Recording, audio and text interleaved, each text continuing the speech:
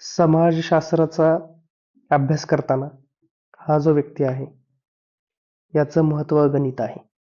यांनाच founding father असं म्हणतात. यांचं नाव आहे एमिली डर्खाय. मराठीमध्ये एमिल असं लिहितात आणि डुर्खीम असं म्हणतात. खरा उच्चार मात्र डर्खाईम असा आहे. आणि त्यांची पार्श्वभूमी समजून घेणं फार महत्वाचं आहे पुढे जाण्याच्या अगोदर किंवा त्यांच्या संकल्पना समजून घेण्याच्या अगोदर. त्यांचा जन्म आहे 1858चा. फ्रान्समध्ये जन्म झालाय आणि एका ज्यू फॅमिलीमध्ये जन्म झालाय.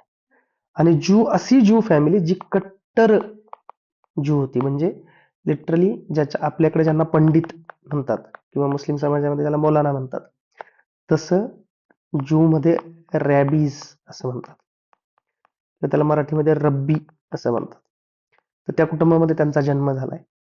परंतु यांनी स्वतः कधीही रब्बी किंवा पंडित होण्याचा प्रयत्न केला नाही. ऍक्च्युली त्यांनी ते सगळं सोडलं आणि ते एक सोशॉलॉजिस्ट किंवा समाजशास्त्रज्ञ झाले. आता धर्मापासून पहिल्यापासूनच ते दूर गेले होते आणि सायंटिफिक थिंकिंग ज्याला आपण म्हणतो ना, की एक विचारसरणी, वैज्ञानिक विचारसरणी जो प्रकार आहे, त्याच्यावरती त्यांचा खूप विश्वास होता. त्यांचं शिक्षण जे आहे ते पॅरिसमधल्या खूप फेमस एक स्कूल आहे, निकोलो सुपेरियर म्हणून, तिथे त्यांनी शिक्षण घेतलं.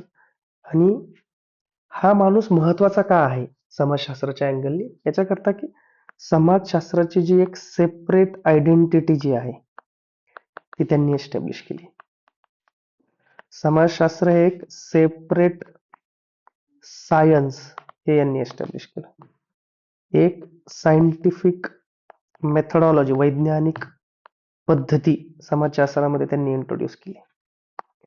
आणि समाजशास्त्रातला पहिली जी ब्रांच आहे, जी आपण मागे खूप वेळा वाचली, पॉझिटिव्हिजम आणि फंक्शनलिझम, या दोघांचंही फाउंडेशन, या दोन्ही गोष्टींचा पाया हा एमिली डर्खाईमने ठेवलेला आहे. म्हणून त्यांना फादर ऑफ सोशॉलॉजी असं म्हणतात. Father of sociology.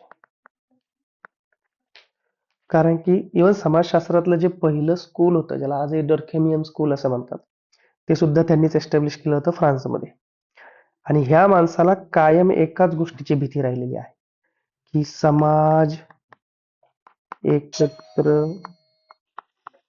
कसा राहतो किंवा का राहतो. आणि ह्या प्रश्नाच्या उत्तरासाठी त्यांनी सगळ्याच्या सगळ्या त्यांच्या थिअरी मांडलेल्या आहेत, सगळ्या संकल्पना. मग ती संकल्पना असो सुसाईडची, मग ती संकल्पना असो डिव्हिजन ऑफ लेबर, ही त्यांची दुसरी थिअरी आहे. त्याची तिसरी थिअरी आहे एलिमेंटरी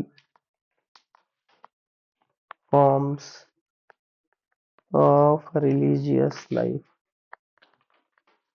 किंवा चौथी थिअरी असेल अनोमीची. या चारही थिअरीज, ह्या सगळ्यांमध्ये एक कॉमन पॉइंट आहे, कारण त्यांना याचं उत्तर बघायचं होतं, समाज एकत्र कसा राहतो. आणि त्या उत्तरासाठी त्यांनी ह्या सगळ्या गोष्टी केल्या.